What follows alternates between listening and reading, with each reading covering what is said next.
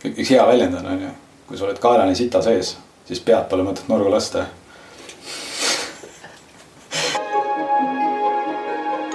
Kallis kuulaja, alustab saade Hakkame tegutsema. Saade inimestele, keda huvitab ettevõtlus, eneseareng või lihtsalt soovib kuulata põnevaid lugusid. Räägime Eesti ettevõtjatega, aktiivsete tegelastega, kellest võib tavaliselt väga palju ei kuule. Mina olen Indrek Põldvee ja tänud, et oled minuga. Tere kõigile, et rõõm on teid kõike tervitada siin järgmisel loo saatel. Ja täna on meil juba lugu 12. Et aitäh teile kõigile, kes te olete jälle võtnud selle aja ja kuulanud. Ja tänasele loo kangelane on meil siis Kristjan Raude, kes on VSI agentuuri üks asutajaid. Ja üks siuke väike meeldetuletus veel, et need saated tulevad mul iga 2 nädala tagant välja. Et mul on neid saateid päris palju ette tehtud. Et seda ei pea muretsema, et neid tuleb või siis küsite, et kuna tuleb. Et seda ma proovin teile meeles pidada. Ja üks siuke pisik uuendus, mis tänu Roland Tokole see mul juhtus, et Roland lahkes peast andis mulle paar auhinda, küsis, kas ma tahan. Ja need on väga lahedad auhinnad, mis ta andis ja see mulle meeldis, et kõikide teie saatekuulajatele ka väike selline ekstra asi nagu välja mõelda. Ja ma mõtlesin, et ma hakkasin küsima ka teiste saatekülaliste käest neid auhinde. Ja Kristel lahkel loal lubas tunniajalise konsultatsiooni lõuna või siis mingis muus formaadis, kus te siis saate küsida ükskõik, mis teid huvitab tema käest, et kas siis oma äri jaoks ideid või mis iganes, et Kristelil on seda väärtust oskab luua väga palju ja ta saab aidata teid. Ja Kristjaniga on siuke tore asi, et veebruarikuus see aasta me istusime koos lõunal ja tema rääkis mulle oma saates, mis ta tahab teha videosaadet Impact 8020 ja mina rääkisin talle Hakkame tegutsema podcastist. Nii et me põhimõtteliselt alustasime nende saadetega samal ajal. Et see oli nagu hästi lahe, et me mõlemad teeme ja jagame oma muljeid ja see on tore. Ja Kristjan siis on VSI agentuuri üks asutajaid, mis on frantsiis, millest ta ka räägib, miks nad frantsiisi võtsid, kus nad selle julguse, miks üldse frantsiis. Ta räägib läbipõlemisest, kuidas tema sellest toime tuli ja kuidas see mõjutas ta elu ja üldse, kuidas ta oma karjääri alustas ja kuidas ta nii-öelda palgatööd on suht vähe teinud, et kohe nagu ettevõtlik olnud ja üldse jagas, et tänud veel Kristjanile ja teile siis kõik kuulajad, et nagu alati mingi Facebooki tehke seal kõik, mis vaja. Kirjutage mulle Indrek, et hakkametegutsema.ee, kui on küsimusi, soovitusi, lihtsalt mõtteid ja mis on ikka. Nautige tänast lugu. Aitäh teile. Tere Kristjan. Tervitus. Räägi, millega sa tegeled? Üritan ellu jääda. Tegelikult igapäevast tegelen, mis ma tegelen? Kodus olen pereisa, mees, sportlane, hobisportlane täpsemalt. Tööl olen strateeg, täpsemalt turundusstrateeg tiigagentuuris VSI ja toimetame nii suuremate kui väiksemate ettevõtetega. Aga räägi mulle, kuidas sai strateeg, digistrateeg?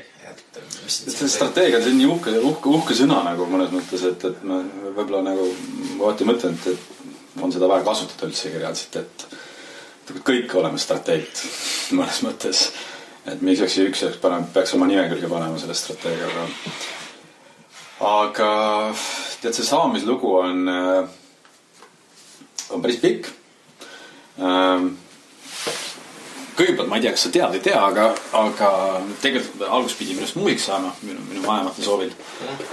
Viisin mind muusika keskkooli katsetele, kus meil on tõesti ega tagant otsast mitte midagi. Ma ei tea, mind võeti sina vastu, ma ei tea, miks. Aga mis instrumendiga? Klaver. Ma olen 10 aastat klaverit õppinud tegelikult. Ja siis ma leidsin millegi põhikoolis, et ei, too pole too. Siis ma tahtsin väga korvpalli minna mängima ja nii-öelda üle lombi lõpuks ennast sihtida NBA-sse. Aga siis ma avastasin, et ma olen liiga väike, liiga väikest kasvu. Siis ma tahtsin sõjaväelaseks saada, tegin seal tegelikult päris palju eeltööd ära. Lõpuks ma maandusin ikkagi TTÜ-s ärinduse erialal ja majanduse ettevõtlus oli see eriala. Ja sealt see asi pihta hakkas. Et tegelikult viimased 13 aastat ma olen müügis, aktiivses müügis, otsemüügis ja nüüd viimased 9 aastat siis tegelikult turunduses olnud täpsemalt siis interneti või digiturundus, kuidas kellelegi. Jah, aga ma tean, et sa oled ka selle nagu agentuuri nagu üks asutaja. Jah.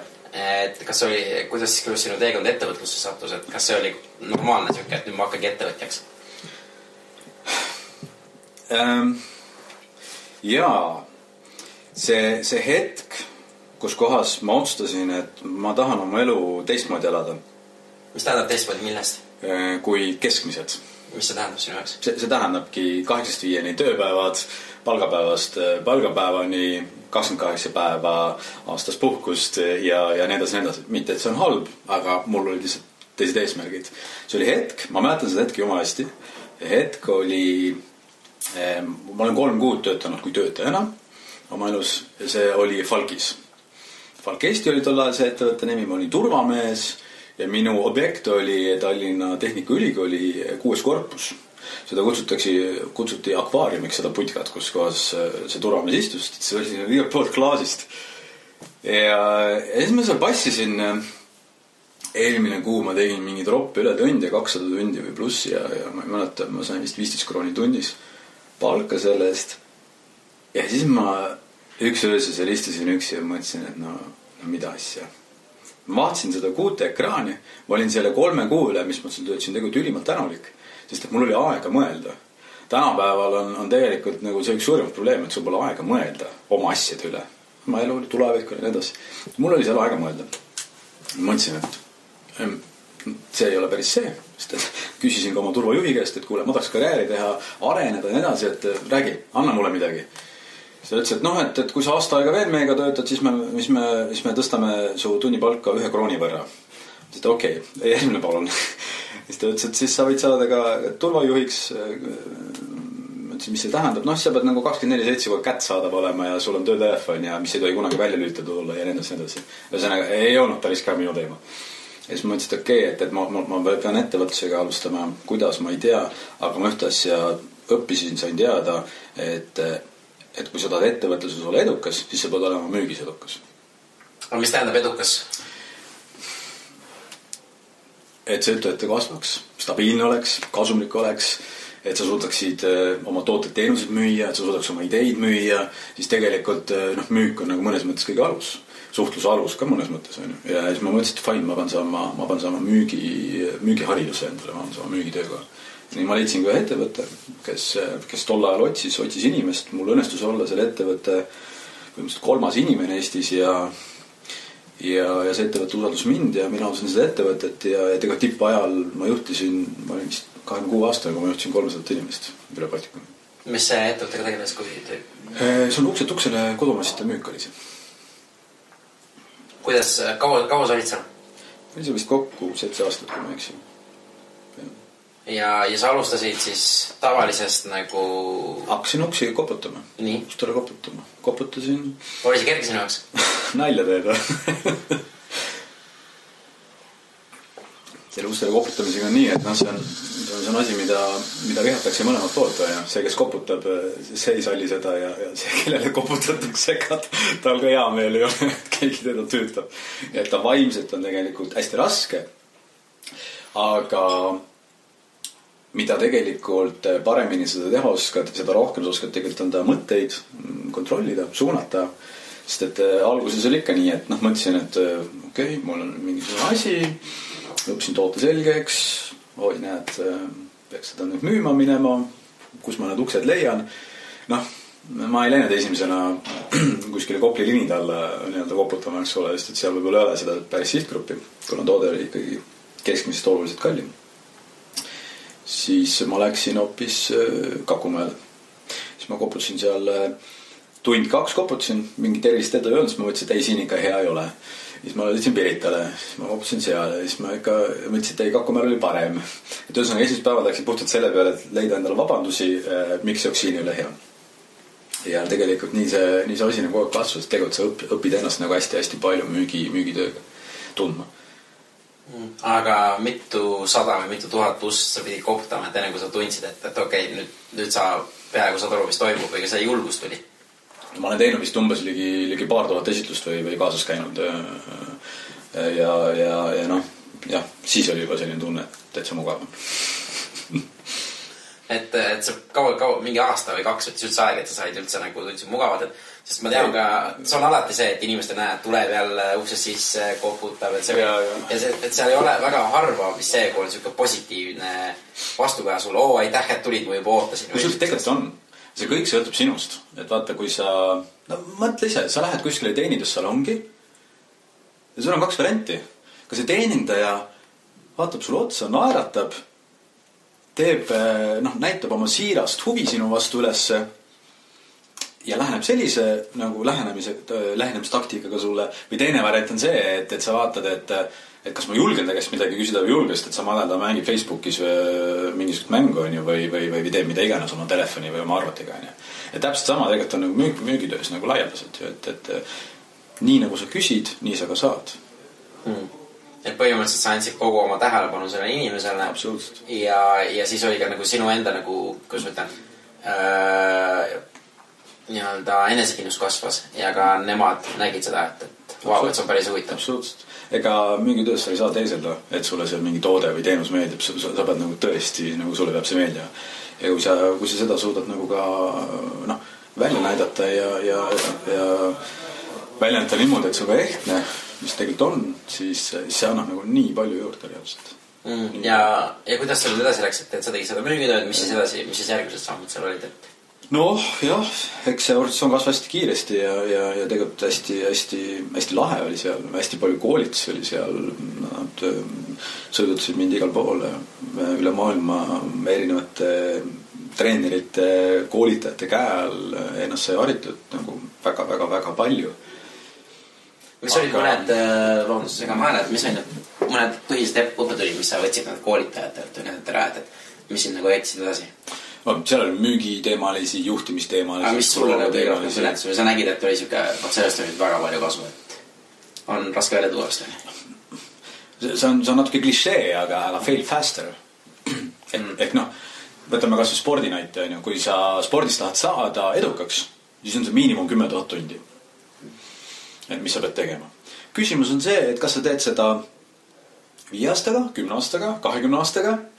Müügis ma võin sulle samamoodi öelda, et sa pead koguma ennem, kui sa saad endale nagu korraliku nagu rasva ehitada omale nagu voodriks ümber.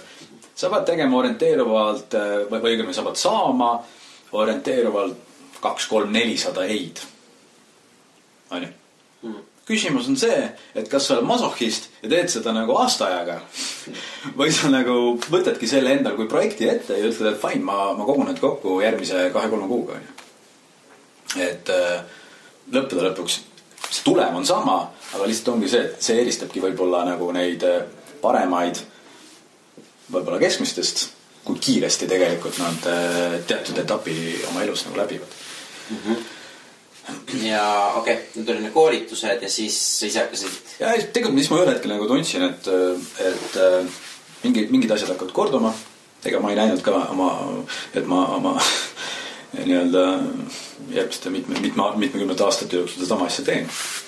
Ja siis ma hakkasin leidma väljundeid ja ühel hommikul ma ärkasin hotellitoast, sest et ma reisisin hästi palju tol ajal. Ma ühel aastal lugesin kokku, ma olin umbes 150 päeva aastas olin välismaal. Ja mitte ühes kohas, vaid kogu aeg erinevates kohtades.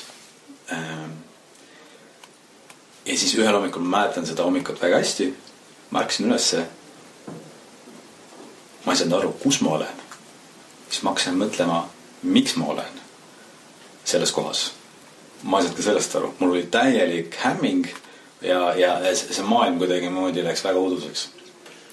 Ja siis ma päeva lõpuks otsustasin, et nüüd aitab. Kus sul need küsimused tulid? Millest need tekkisid? Mis küsimused? Et kus sa oled, miks sa oled, miks sa hakkasid? Ma tõesti ei saanud aru, mis ma seal teen. Mul oli, seda on nagu väga raske kirjeldada, aga ma tõusin üles ja ma ei saanud aru, et kus ma olen. Siis ma sain aru, et okei, ma ei ole kodus igal juhul. Ma olen tõenäoliselt kuskil hotellis okei, aga kus riigis hotellis ma olen? Ja ma hakkasin nagu niimoodi enda pilti kokku panema. See oli, ma ei tea, mis toimus, aga nii see juhtus.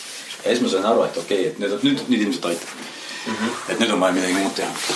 Ja siis ma hakkasin nagu otsima ja kuna ma olin hästi palju sellises nagu vahetus müügis kogemusi omandanud, siis ma mõtlesin, et aga mis on see valdkond või mis on see suund, kuidas moodi ma saaks selle vahetu müügi kogemuse, selle psühholoogia, selle tunnetamise, need küsimused, need taktikad, nii edasi, üle kanda võib-olla natukene suuremale skaalale, mis oleks natuke rohkem skaleeruv. Ja aasta oli siis 2007 tegelikult, kus vahel ma vaatasin, et oi, et internet on ka tore asi. Kuna ma ise olen nagu lapsed peale olen tehnikahuviline, erinevad gadgetid ja muud asjad, siis ma mõtlesin, et kuule, et nagu internetis võiks seda sama asja enam teha. Ja siis oligi, variante oligi laias, kas sa hakkad midagi ise nuputama või sa leiad mingi töötava ärimudeli ja võtad selle sisse, nii-öelda ostad selle sisse. Kuna finantsi natukene oli, siis ma otsustasin minna selle variant number 2 teed. Ehk ma olin lahti frantsiisid, mis oli nagu võimalikud, ehk siis on siis nii-öelda äritegemise õigus koos litsentsiga ja kaubamärgi õigusega ja nii edasi. Ja ma leidsin, et frantsiisi. Peakontor oli Kanadas.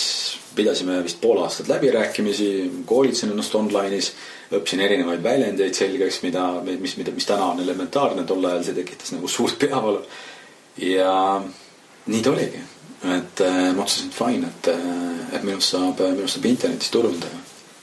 Pikk see vahe oli, et sa läksid sellest eelmisest kohast ära, et nüüd sa midagi otsid uuesti, et kas mingi periood oli see, et sa olid enese otsingut, sa ei teadnud täpselt, mida teha või oli siuke masendus, et nüüd ma ei tea, kuidas hakkama saada või oli ka siukseid aegu või ei? Ütleme nii, et alguses me alustasime selle uue äriga, digiagentuuri äriga koos minu hea sõbra ja partneriga Armin Tülliga. Et alguses vedas tema seda eest suuresti. Ja ma olin pigem nagu taustal ja tegelesin veel vanade asjadega. Ja siis oli küll paus, et sellest nagu ratast on nagu väga raske maha tulla, kui sa oled ikkagi 7 aastat kuskil nagu väga sees olnud ja toimetanud väga tugevalt. Aga sinu jaoks sai see nagu oma reisil just. Kui hakkasid enda käest küsima küsimusi, et miks sa oled ja miks sa teed. Ja see panigi nagu selle muutuse, et okei. Aga okei, sa alustasid selle internetiga, kas sa tundsid, et okei, nüüd see on success ja läheb või see algus oli ka siuke, et see majanduslangus oli selle sügav kriis oli ja siis mingi 2 noort 25-aastast kutti nagu mõtlevad, et me hakkame internetiäriga pihta ja paneme rahad alla ja alustame, et ma ei tea, tõenäoliselt teist korda ma seda ei teeks terge vaadates aga see oli huvitav, sest et me tahtsime seda teha, nägime selles nagu meeletut potentsiaali, interneti kasutajal kasvas, reklaam oli veel vanas koolkonnas kinni, offline'is eelkõige, aga me nägime, kuidas moodi aina rohkem hakkab online'i tulema. Eestis AdWordsi näiteks väga palju ei kasutatud, veel Facebook ei olnud, eks ole, Eestis oli siis Reiti Orkut näiteks ja nii me nagu nägeme, okei, et kuule, see on mingisugune trend, mis võtab kiirust ja mis ühel päeval on mainstream, mis ühel päeval on see peamine infokanal, see peamine turunduskanal, kus kohas ettevõtted tegelikult tahavad oma klientideni jõuda. Ja mis seal ikka, tegime oma lepingud ära peakontori kõige muuga ja kandsime rahad üle, et uljulged tembud, et ma ei tea, seda enam ei teeks. Mul oli sinna maale, mul oli kahtlus, et kas see ikka on nagu firma või ei ole firma, kuni ma sõitsin 7. korrusel, 8. korrusel oli nende kontor Torontos. Sõitsin nagu üles, siis tulid lifti uksed lahti, siis ma nägin BSC logo seal.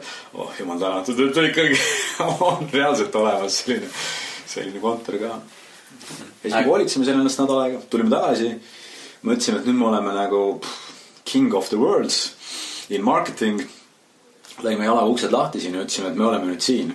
Siis nädal aega selgus tõsiasi, et mitte keegi meid ei oota siin. Sest esiteks keegi teadnud meid ja teiseks oli see, et see valdkond, see internetiturundus, tol ajaline nimetus, internetiturundus, täna on see digiturundus.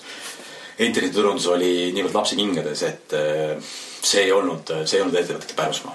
See oli nagu murdosa, mida ettevõtted panid interneti oma reklaamile. aga siis, kui te selle avasite, mis tunne teil tekkis siis, et see on ikka õige asi, mida teha või? Ja see on õige asi, ja siis me hakkasime nagu pivotima või nii-öelda crackima seda koodi, et kuidas moodi, eks ole, ja siis me nagu leidsime, et meil on mõtteks nagu koolituse teha.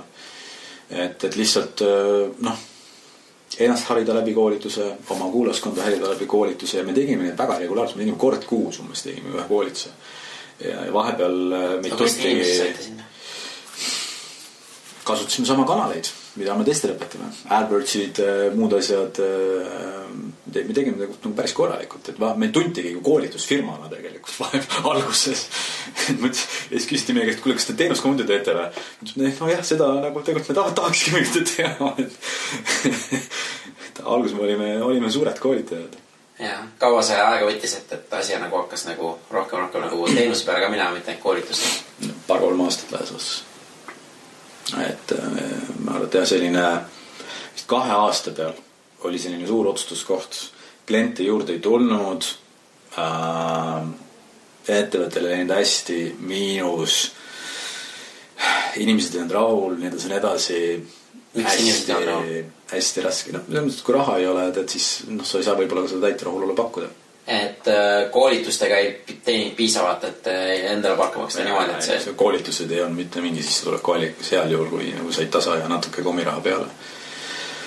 Et oli päris keeruline ja me oleme 2 korda tegelikult algusaastatel nagu väga tõsiselt üksteisele otsa vaadanud Aasminiga, et kas me ikka teeme seda edasi.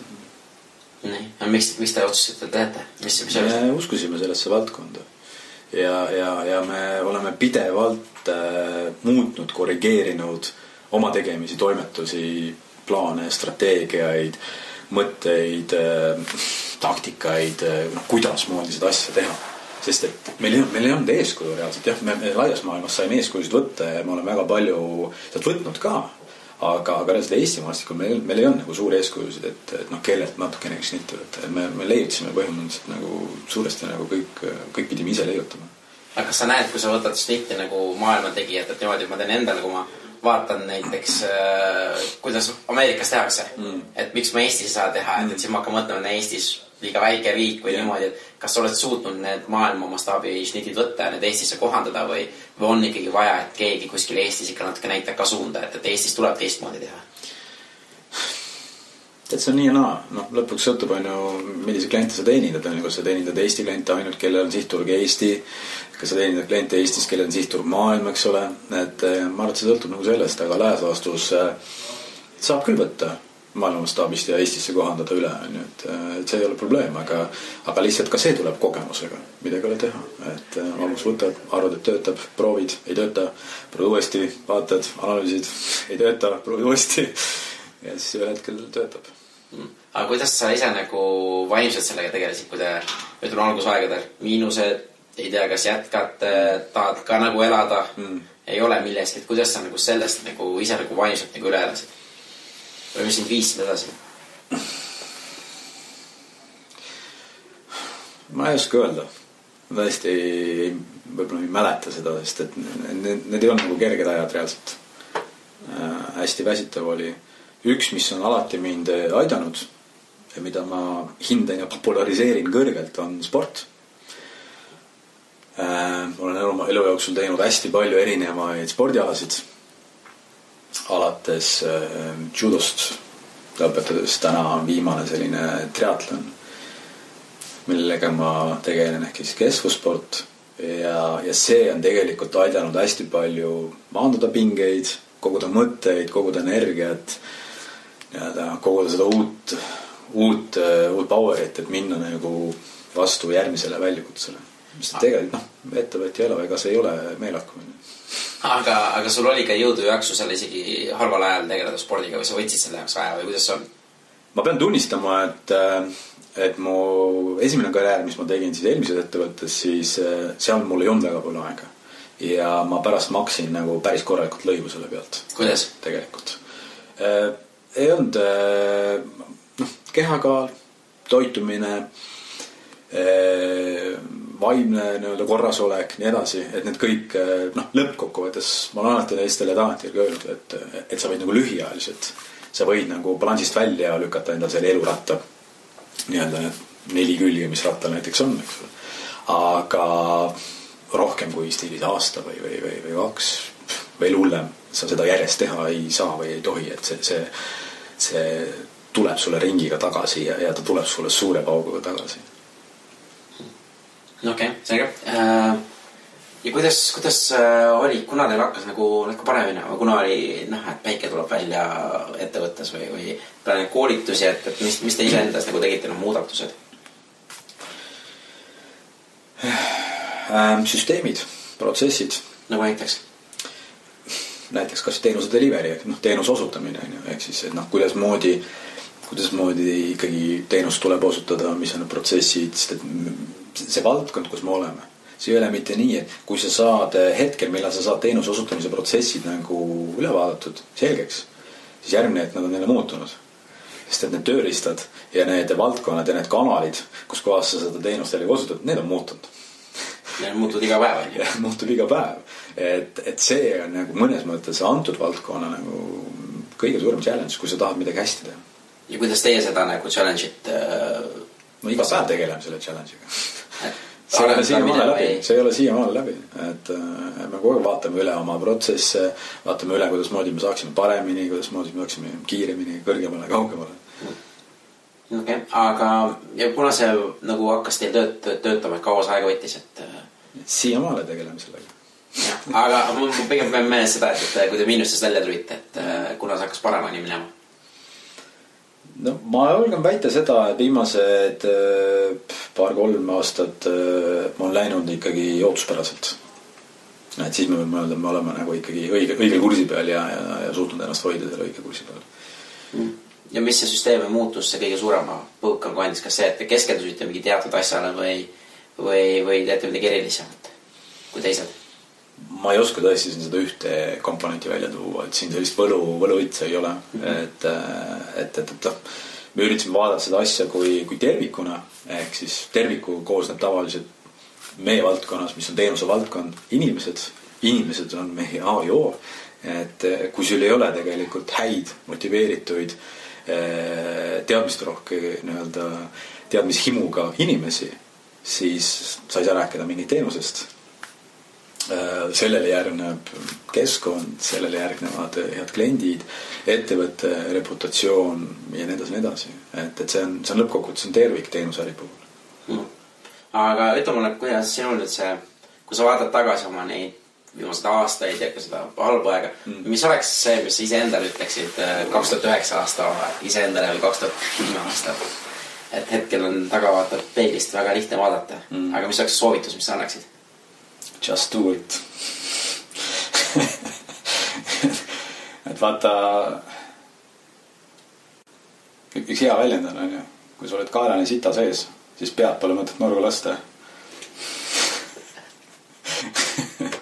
et kui enam hullemaks minna ei saa, siis on nagu võimalik ainult paremaks minna.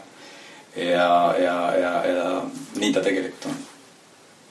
Aga kuidas sa rääd ise näed seda ettevõtjaks olemist, et oli see sinu jaoks nagu ainuke õige samm, et sa oled... See on äge, ma ikkagi naudin seda, et tagantjärgi vaadates ma naudin ka neid rasked hetki, ma naudin ka neid võiduhetki, et see on äge ja mulle kõige rohkem, kui ma ütlen, mind drive see, kui ma saan inimestele midagi pakkuda, kui ma saan inimesi teenida, kui see mõttes, et kui juhina oma ettevõttes näiteks, et luua neile hea keskkond, luua neile teadmised, anda need eeldused.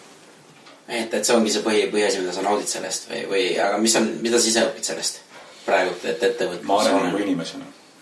Nagu näiteks, kuidas sa tood seda välja nagu, et mis on see areng, mis sa näed selles iseendas? Jaa, muidugi lihtsamad asjad nagu uued kontaktid, nii edasi, aga suuremas plaanis on see, et ma olen viimased 13 aastat, ma olen ettevõtlusturundusel olnud ja tegelikult aina rohkem ma saan aru, kui vähe ma tean. Ja kui palju veel on õppida. Ehk kui me oleme nagu nooremad, siis meil on rohkem selline nina püsti efekt on ju, kus kohas, et ma tean küll seda asja, kuidas neid asju teha. Ja see tegelikult noorte puhul võib töötada väga hästi, sest et sa lähed selle motivatsiooni ja poweri ja selle eneseindusega lendad peale, kui sul on piisavalt nagu, kuidas ma ütlen, vastupidavust, et nendest kivisseinadest ka nagu läbi joosta vahetevahel, siis tegelikult see töötab väga hästi. Kui me aga jõuame järgmisesse vanuse staadiumisse, siis see nagu lähenemine hästi võib-olla ei tööta, sest et sa tegelikult hakkad aru saama, kui paljud sa veel ei tea. Täna ma lähen, et ma olen pigem nagu selles staadiumis, kus kohas ma iga päeval ahmin ühe uut informatsiooni juurde, kuulan inimeste lugusid, kuidas ma ütlen, nemad on neid asju teinud ja tegelikult nagu kõik on, väga paljude lood on väga huvitavad lood, millest on nagu niivõrd palju õppida. Ja nad on saavutanud oluliselt parema edu ja oluliselt suuremad ettevõtted ja oluliselt teiste võtetega, mida ma näiteks ise kasutan või propageerin. Et kas sa saaksid jälle mingi näite, mis on need asjad? Nagu me teame, et ühte teed ei ole Rooma, eks ole, et Rooma võib mitu teed. Et mis on need, mida sa ise nagu, need näited, mis sa või tõid, et sa õpid ja sa näed, et kuidas teised on saavutanud, et mis sa nendest oled õppinud?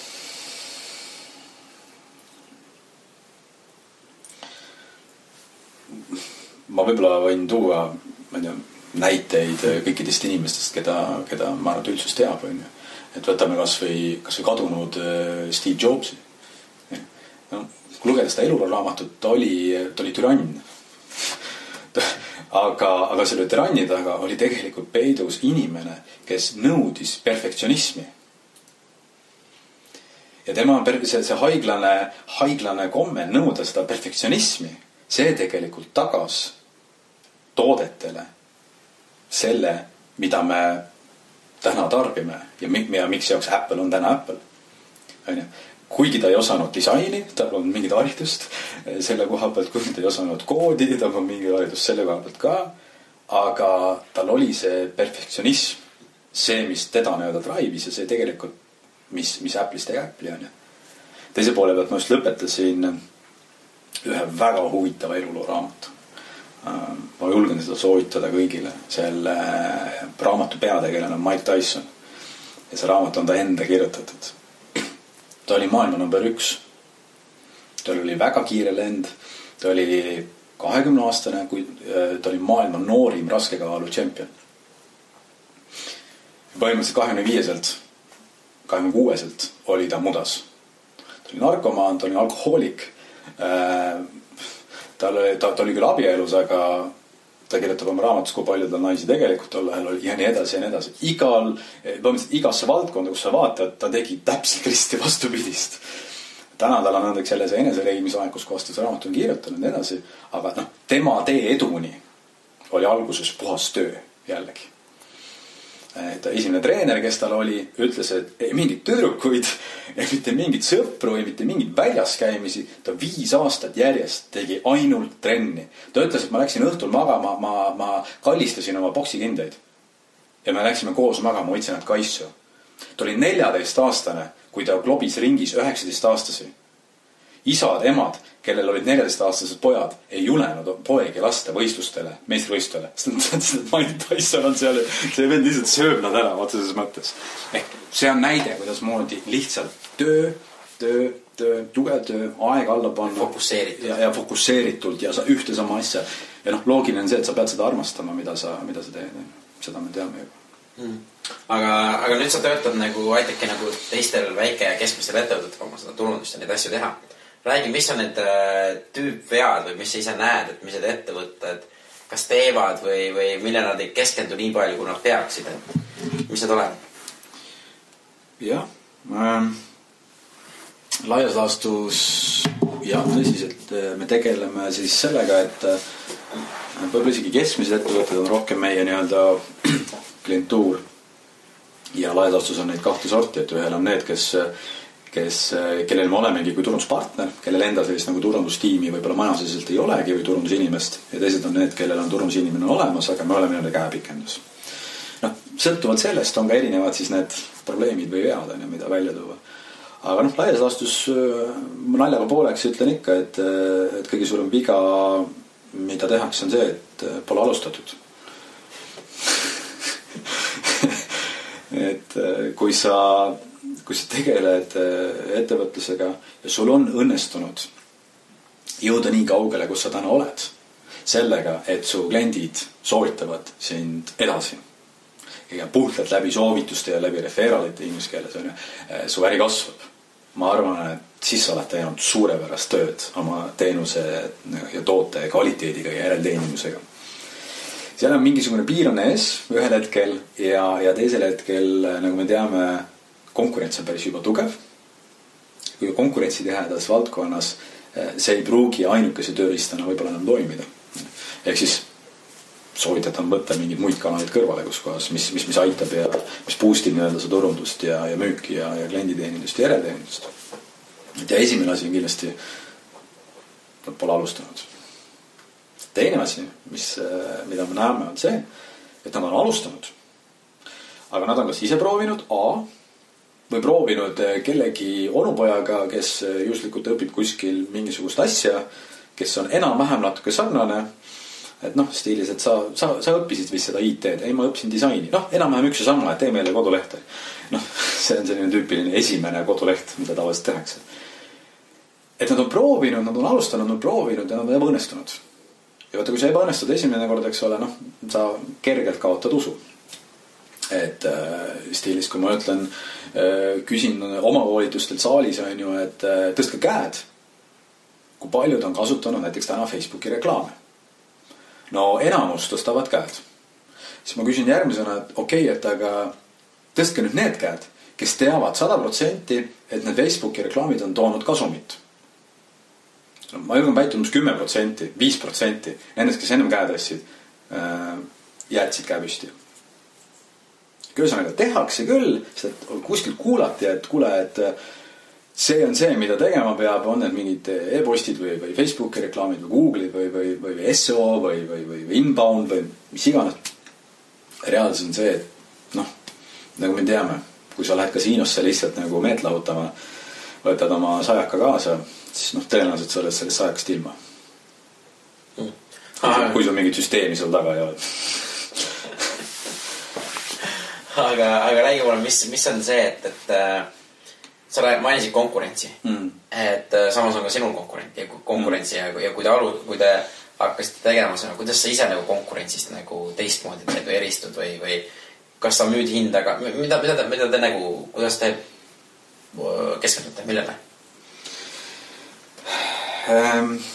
Meie põhiline unikaalsus, mida me ise toome välja, on ikkagi see rahvusvaheline võrgustik, kus me kuulume, sest et meil on ikkagi kontaktid, kogemused, otsesuhted 80 riigis 1000 kontoriga või konsultandiga ja seda ei ole paljudel, enamustel kindlasti seda ei ole.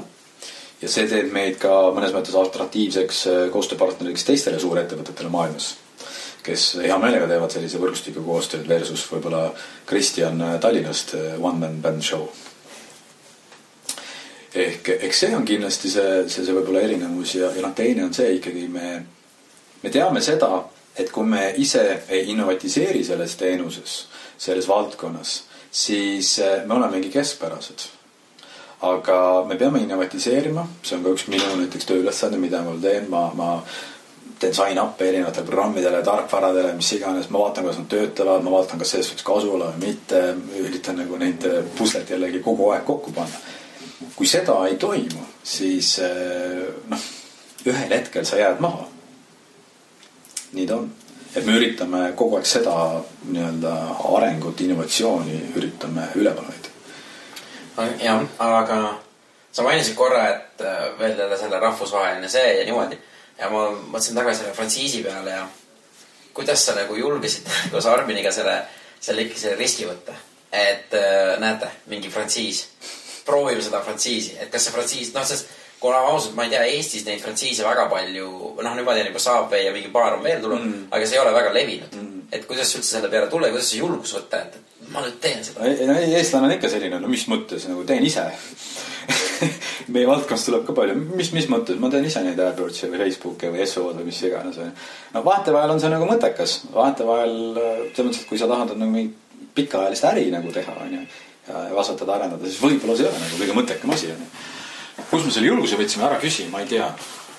Sõime lõvi šokolaadi. Või müüdi hästi. aga sa mainisid, et sa enam ei teeks niimoodi või kui sa näed, et sul tekkis võimalus, kas sa teeksid või mingi frantsiisiga koostööd või kuidas? Ikka, muidugi. Selles mõttes, et need kogemused, vaata, nagu ma rääkisin 10 000 tunni spordis ja täpselt sama on ju äris, nagu mõttena üle kantud, eks ole. Et sul äris läheb ka, sul läheb teatud aeg selle jaoks, et üldsegi selle käima saad. Ja kui me teame, on ju, et 5% või 10% ärisid eksisteerib veel peale esimest 5 aastat, on ju. Siis sa lihtsalt suurendad seda tõenäosust. Vees siis oli statistika, et see vist oli mingi 40-50%, noh näiteks, on ju. Tol ajal vähemalt. See juba suurendab su nagu tõenäosust, on ju. Ja noh, ettevõtlusel üldsegi, kui ma küsiksin, on ju, et noh, need, kes tahavad ettevõtteks hakata, tore, on ju. Aga kui sa lähed näiteks pokkeri laua taha või sa lähed panustama ja su tõenäosus on 5%, et sa võidad, on ju, siis ja sa paned kogu oma raha ja aja sinna alla, noh, tõenäoliselt peaks nagu 2 korda mõtlema enne, kui seda teha. Et siis oligi, et frantsiis on teist koos sõpradega, et sul on vähemalt raha on ära jaotatud, et vähemalt sa ei kaota kõik, aga 1/3 on sinust midagi sellist. Jah, noh, see mõttes, et noh, raha on nagu üks asi, aga noh, teine asi ongi see, et maandada seda, mõnes mõttes seda riski, sest et nagu ma ütlesin, et see aeg on ikkagi üks, mida läheb minu arvates õnnestumiseks vaja ja lihtsalt, kuidas seda kiirendada, seda aega. Et noh, ma olen täiesti kindel, et me oleksime ka kuidagimoodi hakkama saanud, kui me oleksime ilma selleta teinud, aga tõenäoliselt me ei oleks seal, kus me oleme täna ja tõenäoliselt see oleks võtnud meil 2-3 korda kauem aega. Aga kuidas sa praegu seda frantsiisis, mis sa ise veel näed, et kas teil on pidevalt koolitused, pidevalt tegevused, et mis kasud on nagu saate peale? Jah, pidevalt koolitused, informatsioonid, noh, nad suhtlevad teiste suurettevõtetega, kes meie valdkonnas on olulised, annavad sealt insight'e, mida võib-olla avalikul turul kätt saada väga palju ei ole. Uuringud, kontaktid, kogemuste vahetamine ülemaailmselt reaalselt, et näed, et seal Brasiilias toimus nii, see toimib seal nii, see toimub seal nii, rahvusvaheline nii-öelda klientidega ka jagamine mõnes mõttes, et kui on üks klient, kes on mitmes riigis toimetab, siis tegelikult toimub koostöö agentuuride vahel.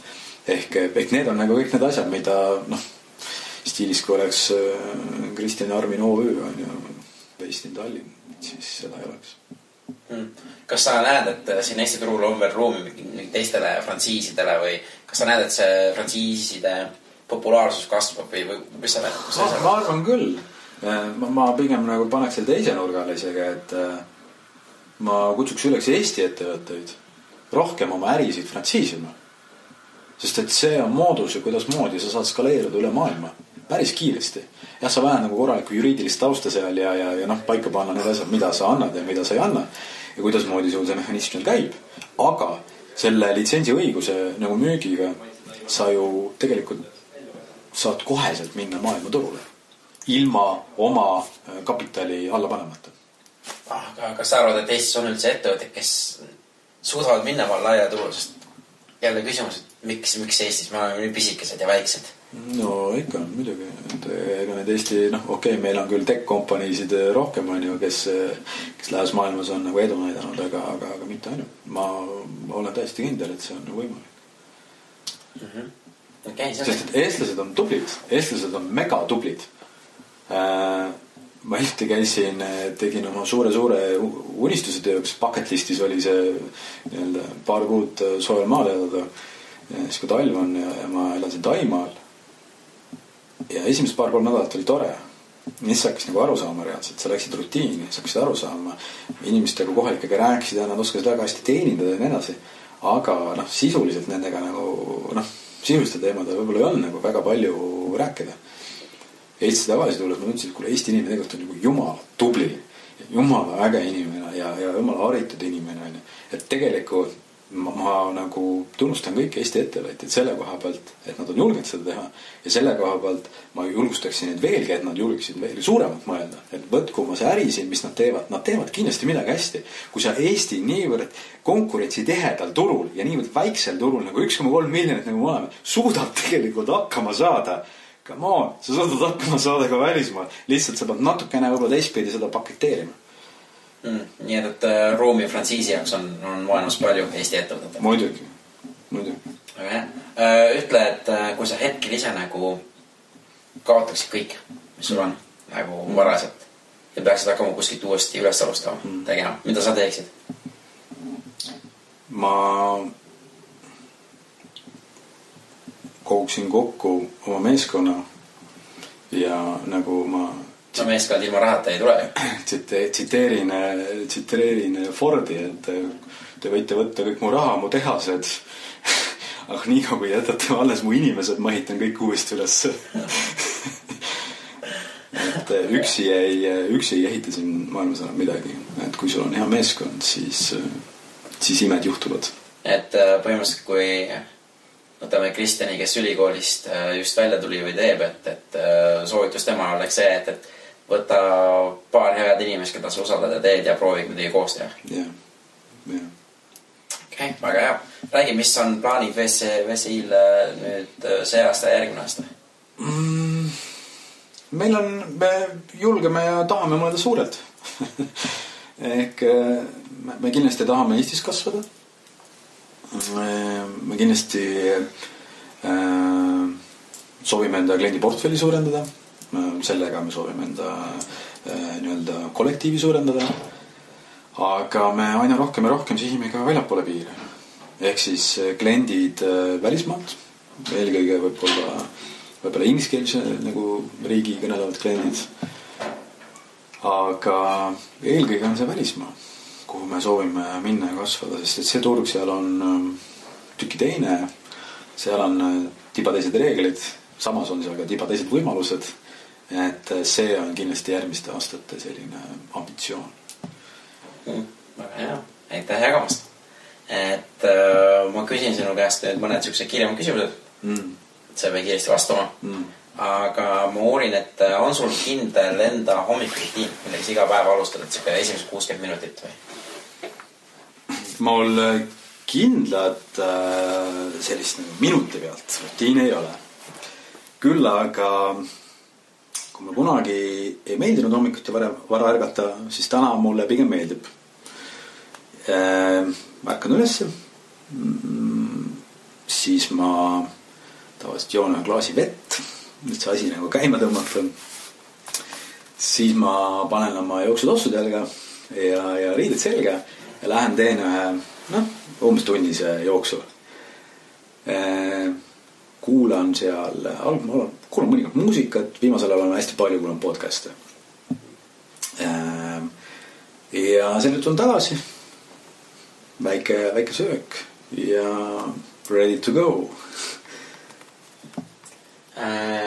Kuidas on su lood mentoritega ja kas sa ise mentordad või kas sa ise kasutad mentorid ja kuidas sa nagu, mis sa arvad sellest? Jaa, mentorlus, mentee on selles, et ta on kahteraga mõõk. Ehk mentori ja mentee vahel peaks olema selline mõnes mõttes usaldus, aga mõnes mõttes ka see, et see mentee ehk siis see õpetatav või coachitav, ta peaks aru saama see, et temast ei saa kunagi see inimene, kelle ta õpib. Ja see on see viga, mida tavaliselt tehakse, et näed, et ma tahan olla selle inimese moodi. No sa ei ole. Mina olen praegusel hetkel 33 aastat olnud Kristjan ja minust ei saa Steve või minust ei saa Elon Musk või minust ei saa Mike Tyson. No, nii palju, kui ma tahan, ei saa. Ma olen Kristjan, aga ma saan võib-olla nende käest võtta mingeid elemente, mingeid taktikaid, mingeid omadusi, mille abil nad on võib-olla edu saavutanud. Ja teine nagu tüüpiline viga, mida ma näen, et tehakse, on see, et okei, need on su nõrgad kohad, et tegeleme su nõrkade omadustega. Ei ole vaja. Miks? Oluline on üles leida just need inimese tugevad kohad ja tegeleda nendega. Sest ainult sealt kasvab välja nagu reaalne talent. Sealt kasvab välja nagu reaalne tegija omas valdkonnas. Ehk siis, kas mul on nagu otseselt mentorid? Jah, mul on olnud üks, kes mind kogu sellesse teemasse sisse või. Ta on ise Rootsist pärit ja rootslane ise. vanem härrasmees, kellelt ma olen nagu väga-väga palju õppinud. Peale seda ma olen pigem jälginud lihtsalt erinevaid inimesi, nende tegemisi, lugenud hästi palju raamatuid, blogisid ja sealt saanud tegelikult endale. Ise ma olen tõsi, ma mõnele inimesele ma olen mentor ja katsun teda aidata nii nagu ma saan, aga ma ütlen ka alati, et sina oled sina. Et sa pead nagu õppima olema ise ja sa pead seda tegema parimal viisil. Ainult nii tegelikult sa lööd õitsele. Väga hea. Kui sul oleks võimalik panna üles suur plakat Vabadusväljakul Raekoja platsi, mis ei ole reklaam, mis sa sinna kirjutaksid inimestele? Mis ei ole reklaam? Ma kirjutaks just do it. Meil ei ole Nike'iga mitte mingisugused sponsordiile või mitte midagi, aga teame, et see on niivõrd geniaalne. Reaalselt ka. Et väga paljud inimesed, ma näen, ongi selle taga kinni. Kõik mõtlevad ja kõik teavad, mida tuleb teha, aga tegutsevad vähesed. Ja need, kes tegutsevad, need ei pruugi õnnestuda, aga peale mõningaid ebaõnnestumist tõenäoliselt nad õnnestuvad oluliselt suure tõenäosusega kui need, kes mõtlevad ja kes lihtsalt teavad. Et ikkagi, hakkame tegutsema. No täpselt. Korraks üks asi, mis need kuulajad võiksid täna võtta siit ära, et mida nad võiksid ise tegema hakata. Et mis see oleks? Ärgu kartku ebaõnnestuda. Ebaõnnestamine on täiesti loomulik protsess. Ja kui sa täna oled ettevõttes, kus kohas seda karistatakse, siis mõtle selle peale. Kas sa tahad olla sellises keskkonnas, mis karistab sinu innovatiivsust? Sest et kui ebaõnnestutakse, siis see tähendab, et õpitakse. Arenetakse. Kui ei ebaõnnestuta, siis tähendab, et ei proovita. Mul enda üks põhimõte, mida ma viljelen, on see, et kõik võivad vigu teha, aga ühte viga üks kord. Kui juba 2 korda, siis on juba lohakus või mingi muud nüansid tulevad seal mängu. Aga üks kord teha viga, see on täiesti okei. Küsimus on pea suuruses ka muidugi, aga Absoluutselt. Räägi mulle viimane küsimus, et kuidas mina või meie kuulajad sulle abiks saama olla? Jaa, las ma mõtlen. Abiks. Tead, ma tean küll. See võib olla selline lugu, et ma räägin väikse ellu ära ja siis ma räägin selle pointi. Sellel aastal mul on mitu enda isiklikku eesmärki, mis ma olen endale võtnud. Üks nendest on see, et kuna meie valdkonnas video tegemine trendib, ta on nagu äärmiselt muutub iga päevaga lausa olulisemaks, siis ma tahan videoteemadesse rohkem sisse minna. Siis teine asi on see, et nagu ma sulle ennist ka ütlesin, pihtisin, et selle 13 aasta, kui ma olen olnud ettevõtja ja turundaja, siis ma saan aru, kuivõrd vähe ma tean. Ehk ma tegelikult tahan juurde õppida. Ja siis 3. asi, mis on see, et ma kunagi kartsin avalikku esinemist. Täna ma enam, saan hakkama. Aga täna ma tahan videokaamerat. Ei tea, miks see on, aga lihtsalt hakkad värisema. Ja ma tahan ka sellest hirmust üle saada. Ja siis, kui ma need 3 asja kombineerisin, siis ma ütlesin, et kuule, aga see ju tähendab seda, et ma pean hakkama inimestega rääkima, selle üles võtma ja kui ma saan veel seda ka teistega jagada ja niimoodi neile väärtust pakkuda ja niimoodi neid võib-olla aidata ka nende teekonnal, siis see oleks ju nagu täielik võit situatsioon mõlemal poolel. Ehk tegelikult mul on saade, mul on turundussaade, mis on mõeldud ettevõtjatele ja turunduse inimestele. See on nende inspiratsiooni allikas, ma olen seda nii defineerinud. Selle saate nimi on Impact 80-20 ehk siis mõju on see, millega iga ettevõtja ja turundaja tegelikult tegeleb ja 80-20 on see tegelikult, et miljon asja on, mida võiks teha. Küsimus on see, et mis see vähim on, millega sa saad selle maksimumi. Ja mul saade on üleval impact8020.com. YouTube'is on ka kanal samamoodi sama nimega, et kui saate kuulajad, kes siin on, saaksid võtta natukene omast aja ja vaadata mõnda episoodi sealt ja kirjutada mulle või sinna saate alla kommentaarina tagasiside, mis nad sellest arvavad, mida võiks teistmoodi teha, mis läks hästi, milliseid esinejaid või milliseid saatekülalisi nad tahaksid näha, siis ma oleksin selle eest väga-väga tänulik. Et seda. Väga hea, suurepärane. Ootan seda saadet. Aga aitäh, Kristjan. Jaa, võtta heaks, tänud. See oli siis lugu Kristjaniga. Aitäh jälle Kristjanile ikka veel, et tuli seda jagama, et väga, väga lahe oli temaga seda saadet teha ja tore on temaga seda Impact 8020 saadet nagu jälgida, et seal on minu jaoks väga põnevad inimesed, keda ma võib-olla ise proovin ka oma saatesse saada, et ei ole kõige lihtsam.